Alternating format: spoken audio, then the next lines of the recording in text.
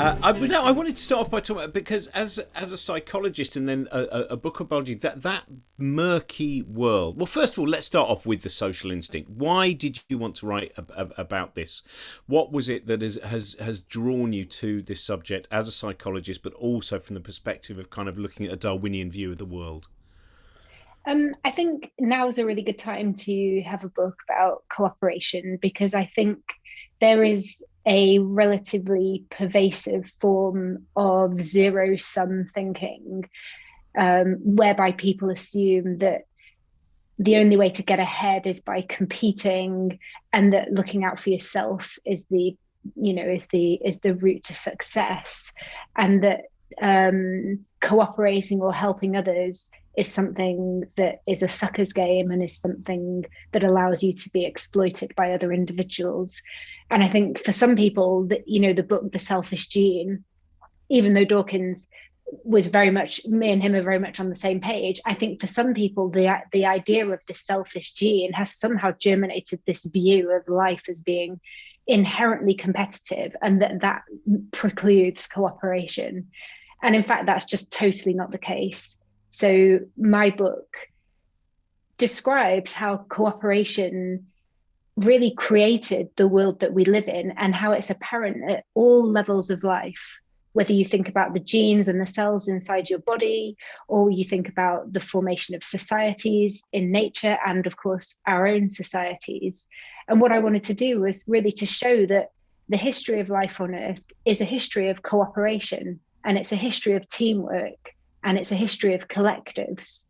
And to try to dispel this view in a way that zero-sum thinking and competition are somehow preordained by evolutionary theory. And in fact, evolution has very much favored cooperation in the past and will continue to do so in the future. Now, I know that you'd pretty much finished the book by the time the pandemic began, and then the lockdown. But I wondered, as you watched that play out, and of course we saw, I suppose, via social media and via the mass media, there was this quite fierce delineation between the individualism, those people who would say things like, well, why do you care about any of these things if you've been vaccinated? That bit which was, it's just about you. And then on the other side of it, we were seeing a lot of other people who were trying to work out different ways of making connections and of working together as a group when at the same time isolated.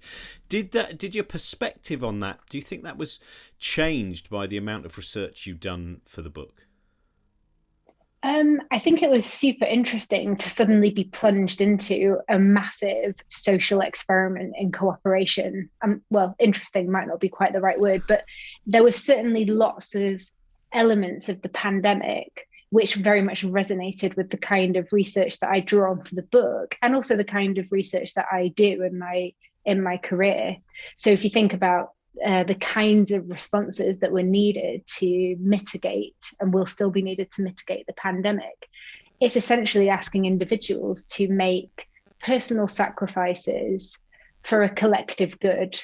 And we know quite a bit about the kinds of scenarios and incentives that can be used to try to encourage people to do that. And we saw world governments, trying these out with varying degrees of success on a global scale with the pandemic. I think one of the key insights for me, or one of the moments of frustration in a way, was what I felt was having an over reliance on appealing to people's better nature, and kind of asking nicely, oh, it would be good if everyone could, stay at home. It would be good if you could just not panic buy all the toilet roll in the supermarket, and maybe you could leave some pasta for other people. And, we know from decades of research in economics and in social psychology and evolutionary psychology that simply explaining to people the nature of the dilemma they're in and saying it would be best if you all cooperated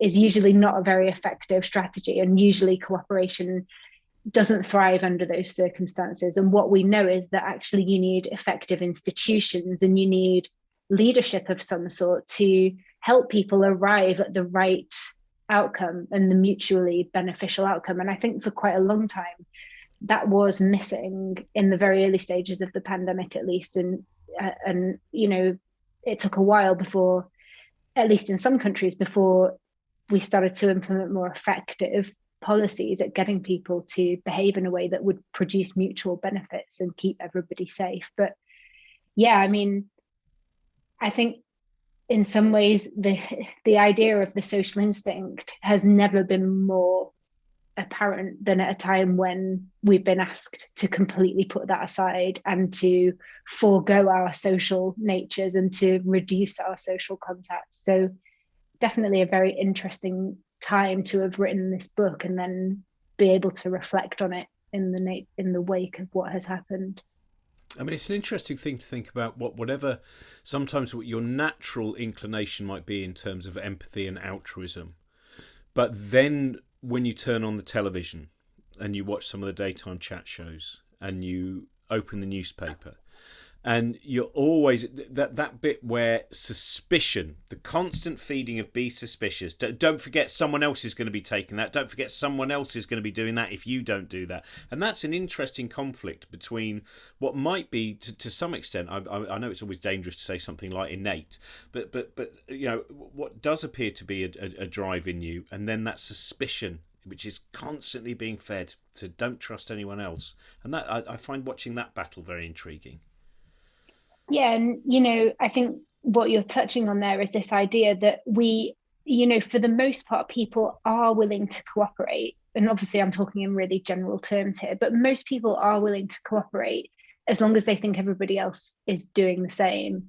And when you start to get evidence that other people are not doing it, that's when we see what we call conditional cooperation, this strategy of, I'll do it if everyone else is doing it, but if they're not doing it, why should I do it? And I think that can be really corrosive then to producing a public good, because if you're fed evidence on the news channel of panic buying in the supermarkets, then your rational response in some respects is to buy everything, buy all of that product that you can get your hands on when you go, because there's no guarantee that that will be available in the future otherwise. And so that's really where we look to, and we need leadership and we need institutions to help us arrive at an outcome that we would all agree was the best outcome. I think Garrett Hardin called it mutual coercion, mutually agreed upon. But it's very difficult to get a collective, an amorphous collective, to arrive at those outcomes without some form of coordination or some form of leadership putting in place those rules and those institutions to help us to get to those solutions. And that's what our species is so good at. I mean, that's part and parcel of how we have become so successful on the planet, is that we are able to change the rules of the games. We are able to develop institutions that incentivize people to cooperate when they might otherwise be tempted to cheat or to defect. And so I guess we just have to remember that we have those tools at our disposal and to use them judiciously. It's interesting, isn't it? Because the positive hit you get from being helpful is something, we are fine-tuned to actually, when you have done something where you think, oh good, I was really useful to that person, and yet somehow again just that fear, and then that fear seems to breed inside you, and I don't know, it's a very strange battle. I want to get back to your actual your career though, which was not the direction that you necessarily expected it to go, because you ended up working in the field. You ended up doing an incredible variety of research into pied babblers amongst other things. Tell me how that came about. Tell me what where you initially expected to go. Well, probably a little bit, not very imaginatively, at the end of my university studies as an undergraduate, I applied for a bunch of corporate positions and I didn't get any of them. And so I was sort of wondering what I was going to do. And I saw an advert. I'd done my degree in natural sciences at Cambridge, and for the final year, I'd been in the zoology department. That was what I sort of specialized in my degree. And there was an advert on the zoology notice board that said field assistant wanted, to work in South Africa in the Kalahari Desert, helping out with pied babblers. With a project on pied babblers. So at that point, I had no clue what a pied babbler was. I'd never heard of this bird before, but I thought it sounded interesting. And I hadn't been to South Africa before, so I thought that would be a good opportunity to travel. And so I applied for that field assistant position and I got it. And I went out to South Africa and helped out with this project, which was based in the Kalahari Desert in the northwest part of South Africa. And the project involved working with these highly social birds that live in very, very tight-knit family groups in the desert. So they live in groups that can be as small as 3 individuals, but they can also range in size to be up to 14 or 15 birds. And they're normally about 7 or 8 birds in a group. Now, they're unusual because within each group, you have one male and one female who breeds. So you have the breeding pair, and everyone else in the group doesn't get to breed. And instead, they have to help to raise the offspring of the breeding pair. So that arrangement is called cooperative breeding. And it's more common in harsh environments, like hence why I found myself in the desert. Because in harsh environments, it can be very difficult for individuals to go it alone or to breed successfully as just a pair or even as an individual. And so you tend to often see in these harsh environments teams of birds and mammals. For example, at the study site I worked at was also a project running on meerkats, who are also cooperative breeders like babblers are. So in these harsh environments, you tend to see the formation of these teams where individuals work together to raise offspring. And I was then, once I'd worked as a field assistant at that site for around 9 months, I was invited to apply for a PhD on the same system. And that's what I did. And so I spent around 4.5 years traipsing around after birds in the desert and learning more about how conflict and cooperation works in this highly social society, and where there really are conflicts over who is going to get to breed, because obviously the subordinates, the ones that aren't breeding, are all what we call hopeful reproductives, and every individual would like to be the breeding individual, but they don't all get the chance to be that. And so it's very interesting to see how those conflicts play out and how they're resolved as well. As you traipsed around, was there any point in which you thought, oh, I could be in the corporate world now? Or did you find once you were out in the field, you thought, oh, this is where I want to be? This is... I think every time I looked at my salary, I probably thought I want to be in the corporate world now. But as time's gone on, I think I'm actually really happy that I took that career decision, because I think, at the time it was very easy to have a sense of feeling left behind by my peers, and that people were moving on, not just in terms of earning good salaries and things, but also moving on with their personal lives and settling down and getting married and having children. And meanwhile, I was still living quite an itinerant life, even quite late into my 20s. And I think you can sort of feel that when you're doing something which is so different to what everyone else is doing, there are a few questions, obviously, about, is this the right decision? Should I have done this? Should I have done that? But now, with a bit of perspective and being able to look back on how things have played out, and also now that as for most people in science, as they progress up the career ladder, you become more and more chained to your office and to your desk, just like everybody else does. And I'm now really grateful, actually, that I had that opportunity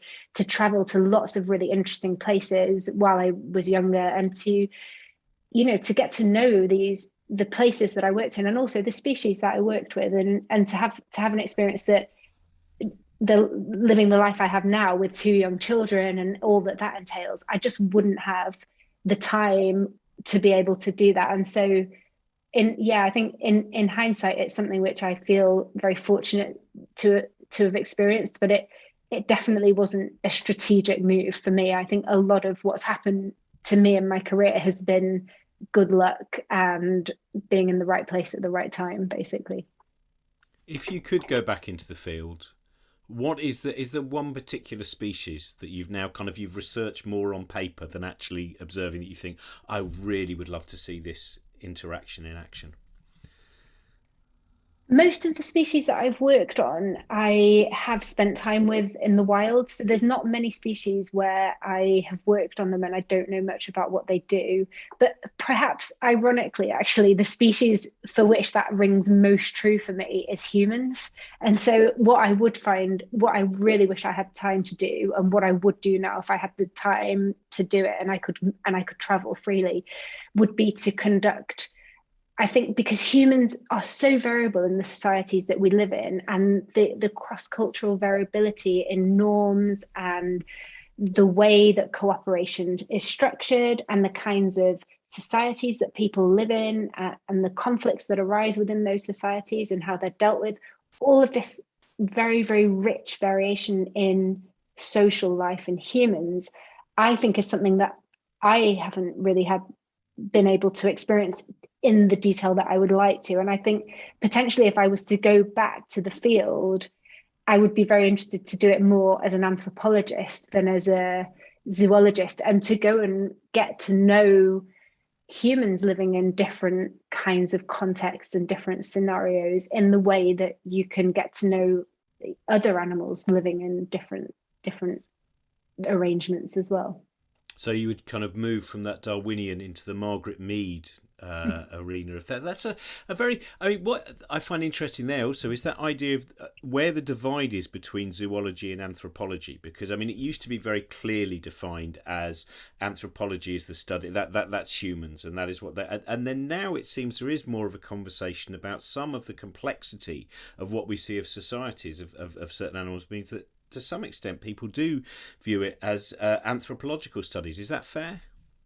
Yeah, and I think, you know, in a way that even if someone says to me, "What are you? What kind of scientist are you?" I always take a bit of a deep breath and have to think, like, how do I really answer this? And I think that is symptomatic of the fact that the study of human behavior has become so interdisciplinary in the last 10 to 15 years that many people that are working in this field, including me, are drawing on insights not just from psychology or social psychology or anthropology, but they're drawing on insights from economics, they're drawing on insights from evolutionary biology.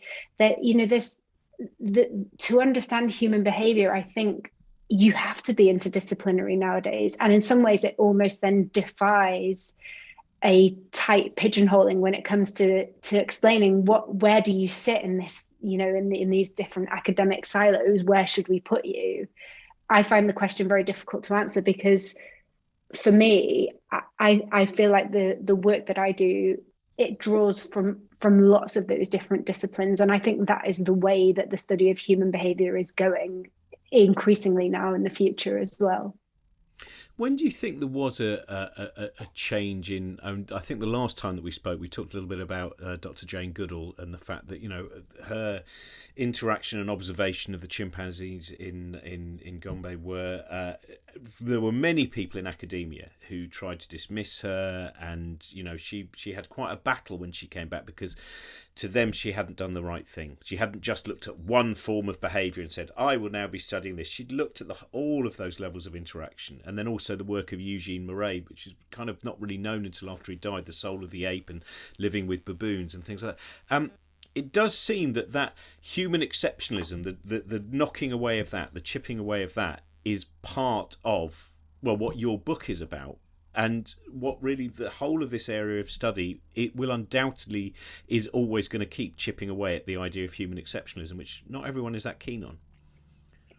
Yeah, I mean, you're right that my book is very much, and I think I say this at some point explicitly, we're just another animal on the tree of life. And we can learn a lot more about ourselves by looking at what we have in common with other social species. And that actually doesn't only include the great apes and other primates, but it includes species that are very, very distantly removed from us on the evolutionary tree of life, or when we think about phylogenetic relationships that are quite, you know, distant from us. But um, I do think that, I don't know if I think it's controversial. I mean, to me, I think, at least among my peers, most people I think are relatively accepting of the idea that of this, we're just another animal narrative. And I think where the debate ensues is along that fault line of, when we're thinking about individual behaviors, which ones do we put above that fault line and say, this is just humans, only humans are doing this thing? And which ones can we find examples in the animal kingdom of other species doing them? And that working at that fault line has been something which I have done throughout my career, and that there's a sort of theme in a way to the kind of research papers that I publish, which is that which is trying to find examples of the kinds of behaviors that we think of as being quintessentially human or uniquely human, and showing that actually we see this in this other species, and it might not be underpinned by the same cognition, but when you look at what's going on in this behavior, they are doing this thing that we think of as being uniquely human. So one example of that would be teaching, for example, where we thought for a long time that that was something that only humans did. And increasingly now we're realizing that actually we do see examples of teaching in the non-human animal kingdom, but they haven't come from the places that we've expected. So they haven't come from the chimpanzees or the gorillas or bonobos, but they've come from ants of all places, or they've come from meerkats, and they've come from pied babblers. So, you know, we do see teaching. It's obviously not teaching in a classroom like humans do, but it is, if you define teaching as going out of your way to help another individual to learn something, then we can find those examples in the animal kingdom. And so that's where I think the debate it lies in a way. It's at that fault line, and it concerns individual behaviors and the extent to which people accept evidence for a given behavior as being similar to what we see in humans.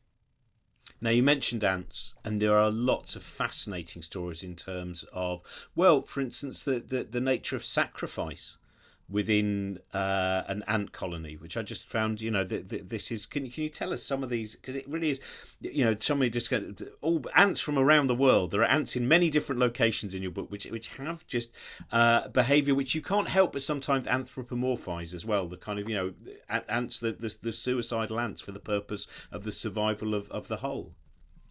There's loads of suicidal ants. So there's one story that I tell at the start of the book, which I'll tell you, but there's another species which I haven't really given that much airtime to, but are also an amazing ant. They're called Colobopsis explodens. And the reason they're called that is because they have one morph or one caste in their society. It develops as an exploding morph, and essentially its abdomen is filled with some kind of toxic goo, and if an intruder or a predator approaches the colony, then the one job of that exploding morph is to explode itself all over this threatening presence and to disable it in the process. And so hence the name Colobopsis explodens. You need to make a film with David Cronenberg. You need to definitely be an advisor on, because that way that he deals with flesh and living things and the explosive and the strange and what to us is, I mean, that's the thing that I find fascinating when you tell that story is we immediately think of that as absurd or extremely strange, and then we keep having to, I suppose, place our mind going, it's not strange. It is the way things are. It's very strange to us, and that's what I always find fascinating about whether it's discussions about black holes or whether it's discussions about exploding ants. Mm-hmm. I mean, ants, there's loads of cases of ants sort of nuking themselves for the greater good. So another example is an ant called Pharelius pusillus that live in very hot, dry regions in Brazil. And they have their nest underground, but they forage above ground during the day. And when they come back to the nest at night, they all go into their tunnel and they go underground to the safety of the nest. But a few of them will wait at the surface, and they'll wait till everybody else has gone into the nest. And at that point, they then completely conceal the nest entrance from the outside. So they drag grains of sand and dirt and things like that, and they completely conceal the entrance. And in doing that, they seal their own fate because they can't survive overnight above ground. So they make this very heroic sacrifice for the colony, And even then they haven't finished, because they don't want to die near the colony, because that's also a sign to a potential unwanted guest that here, the nest entrance is around here somewhere where all these corpses are. So once they've made sure the nest is concealed, then they turn around and, similar to Scott of the Antarctic, they go outside and they maybe sometime they walk off into the night and they die somewhere else so that they don't pose a threat to their family members and to their colony.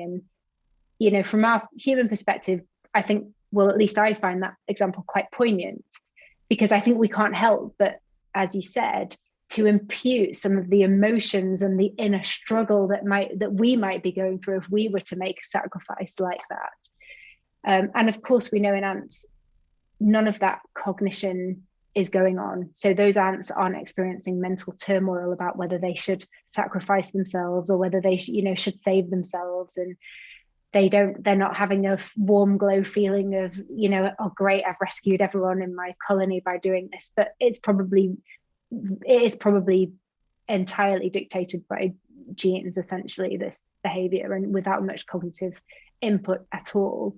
But nevertheless, it strikes us as being very heroic. And so I think it is quite interesting when we start to project what we feel we might experience emotionally in those situations to the creatures that we study. And I think that's also where the potential for confusion can arise, because what we see in humans and non-human species is often we'll see similar behavioral outcomes. So we can see heroism in humans, we can see heroism in ants, but it's the cognition that underpins those different outcomes that's likely to vary, and where we often will see differences between humans and other species. So you can see why consciousness would not really be an advantage for most species. When you write about the orb weaving spider, for instance, where the male may well, if it appears the male has successfully managed to impregnate the female spider, the male then dies on the female spider, thus ensuring no one else can get anywhere near. And that, in the same, when you read about the octopus mothers who all they do, basically the children eventually, I think it's the octopus, it eventually eats them.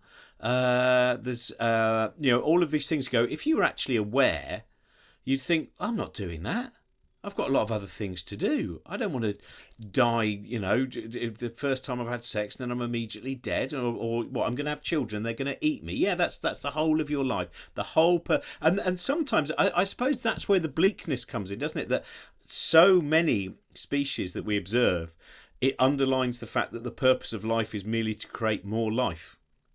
Well, quite. I mean, I don't know who the quote is from, but I've seen it quite often. But evolution doesn't care about making you happy, right? So evolution is not there to give us a good time, or to help us find meaning in life, or to make us feel happy. And in a way, you're right that the big why question about life, why is life as it is on Earth, is that it's a genetic struggle.